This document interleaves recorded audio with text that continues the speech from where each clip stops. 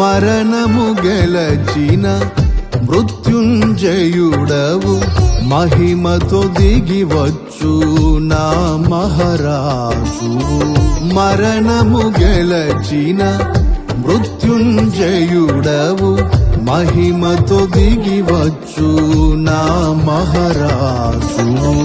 నీ మహిమ రాజ్యములో నిలవాలని జయించిన వారితో గడపాలని ఈ వాంఛ తీరగా తెరువేదని అక్షయుడా చరితిని శరణని వర్ణింపలేనయ్య నా భాగ్యము. కడవరకు కృపలోనే నా పయనము వర్ణింపలేనయ్య నా భాగ్యము. కడవరకు కృపలోనే నా పయనము.